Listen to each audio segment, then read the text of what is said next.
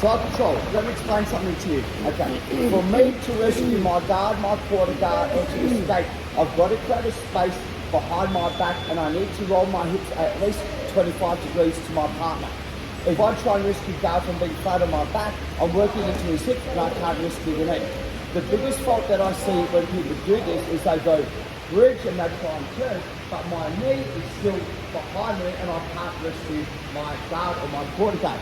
Secondly is if Brandon walks his right knee behind my hamstring, so he's walked his right knee towards Emma, but it turns me this way, which makes it even worse for me. So what I would like to do is, once I'm here, I turn both my knees towards my partner, and it can be a little hip bump, and I turn. So if he tries to turn my knees over, it's not impossible, but he's got to put a little bit more effort into it.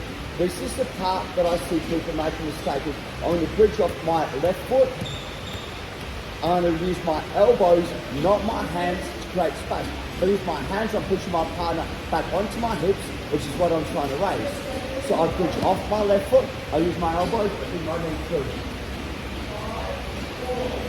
Now, if you're having trouble with that because they're super tight, I turn my knees, I put my frames in, so I bridge elbows and I straighten my legs. Once my legs straight, I can hip escape and bring the space in to recover.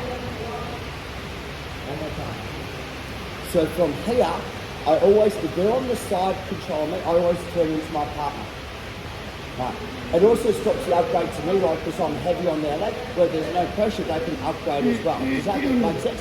So here, I drive off this leg. As I bridge my knees backwards. So my knees come into my elbow, like I'm doing all the time, I can check. I spin in, and I start to rescue my guard. Quarter guard, half guard, this side, it doesn't matter. I got this. Ian, so my buddy on side control again. And so you think about it this way is, I can't move backwards because the ground's in the way. Like I can't move backwards. I can't turn into my partner because the ground's in the way. I don't want to turn away from my partner yet because he has the ability to upgrade to cross body mount, etc. I don't want to move too far away from my partner here because he'll upgrade to knee ride and mount and things like that. So what I'm trying to think about this way is, when I start to turn, my body's already angled that way. So I'm not taking him above me, I'm putting all this weight onto his left knee. I put all this weight onto his left knee. I now move, and I bring my knee through. Because his weight's off me, so this side of his body becomes light, and it's easier for me to move him. Where I see people push him that way, and his weight's still on both of his knees, is still heavy. So the concept for me is that once I turn here, if I bridge, I'm going to exaggerate.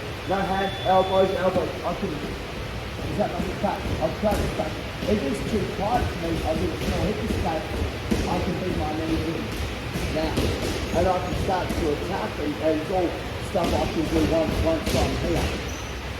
The biggest fault I see people do is that when they're here, they do the first part right, they turn, they bridge it up, but see how like my hips are still in contact? So I'm trying to get these legs through it like that. And I see so many people just like pushing back onto my hips. Where if I use just this elbow, just that elbow by itself, it's going to create the space and move. Okay. We'll just do that just very quickly for a couple of minutes, and then we'll go to the upgrades now. 1, 2, 3. Okay, so let me just explain to you. I'm here, and I've put the side control on my partner. I've passed the guard once, so I've got my points. So first thing that I'm going to do is, I'm going to switch my base so that my left hip goes down, doing what we call switch base reverse. And I'm trying to maintain my shoulder contact on my partner's neck and throat. I drop my left leg, I switch base, and I'm here. But my right hand stays close to my body, I don't want to extend it. So this will stop the underhook. Anytime it goes to the underhook, I've got the ability to control it. Is that where if I'm here, so I don't want the underhook. So I retract my hand in nice and tight, and he can't get the underhook. So my partner will generally kind of go, I don't have much, so he goes frame, bridge, and hip escape. As he hip escapes towards me, cut the leg and put my knee on the inside. So my knee, I've kind of put myself into the quarter guard or the half guard, knee on the ground. Is it quarter or half? If it's below the knee, quarter, of course it's a quarter of my leg, it's on the bottom quarter of my leg. If it's a knee, it's half guard because it's on half of my leg. Yeah, and it gets my ankle, called this Timmy guard. Okay? So here, this is why my left hand stays under. I grab thumb in on the kimono and I start to lift my elbow up nice and high, drive my partner backwards, straighten my leg, and I get the guard pass to mount, 7 points.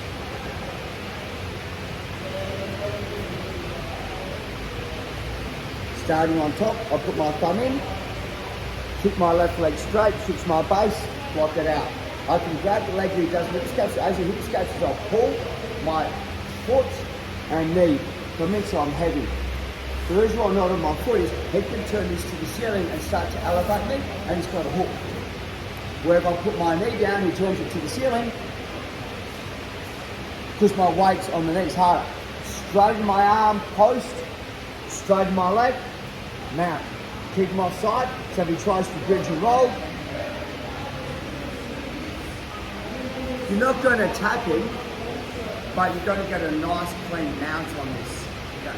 So the rules, the guideline, thumb goes in, drop my left knee to the ground, drop my left hip to the ground, block it out. Take over once, because if he frames, he can't underhook, because he's got the, does that make sense? Foot, knees and knees. I'm on both of my knees. So I'm on both of my knees. And I'm in the, you know, like half guard, a really weird half guard.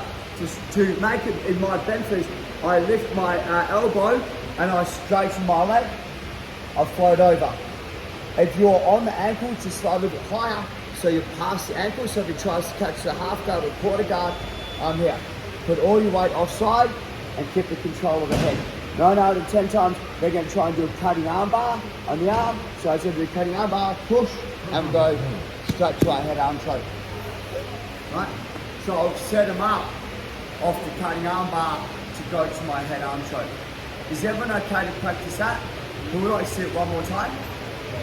Okay, yeah. So side control, thumb goes in, I drop my left knee, left hip to the ground, hand comes in, I don't want the underhook. Grab it, foot, knee and knee to the ground. Straighten my arm as I'm here, straighten my right leg, carry over. Give him the cutting arm bar, as it goes to the cutting arm bar, push, and control. Once we're here, I go underneath, I want my thumb in. His frame is, as he frames, I switch my base, but I want to come up high so that there's pressure on the elbow. This will make him turn towards me. Step over, knees down. Make sure that my left knee squeezes in front of his leg. I don't want it here where he can put his knee through. So left knee to cut. Thumb, lift my elbow, drive, straighten my right leg, come over. From here, apply pressure. They'll generally go for the cutting arm bars. They go for the cutting arm bar, push, lock it up, squeeze it, and finish the head arm choke. So from here, let's just say that my partner, right, so this is just elbow. I'll explain about the elbow, right? So once we're here, I go underneath, I want my thumb in. His frame is, as he frames, I switch my base, but I want to come up high so that there's pressure on the elbow. This will make him turn towards me. Step over, knee in the zone, knees down. Make sure that my left knee squeezes in front of his leg. I don't want it here where he can put his knee through. So left knee in front. Thumb, lift my elbow, drive, straighten my right leg, come over. From here, apply pressure. They'll generally go for the cutting arm bars. They'll go for the cutting arm bar, push, rock it up, squeeze it, and into the head arm choke. So from here, let's just say that my partner gets his elbow on the inside over here. So he's got the frame, and that can be a bit of trouble. If my partner's frame's on here, I'm going to grab the top of the elbow, put it on top of my stomach, throw my leg into half guard, sit back, and get my submission. So Ian drops the elbow on the inside, I'll grab the elbow. Got it? Now, what I'm doing is I can throw this leg, or I can throw this leg over, sit backwards, and he should Kimura. Because it's core. Does that make sense? So that's the correct way to do it. I generally like this leg. So as I do it, he's going to rest through the arm, and that allows me to pop my knee to come back through to the mount. Where if I throw this one over, as I do it, the rest is I'm kind of caught in no man's land. It makes it quite difficult to come up. So I possibly prefer this one here, right? So here, he defends and pulls the arm in, come up on top, and now I can just frog kick and go to my top position. Okay, guys. Just grab a partner. We're going to start one person underneath side control, and we'll stand light rounds till we run. Just playing around with the system. Okay, 1, 2, 3. Water mouth guards.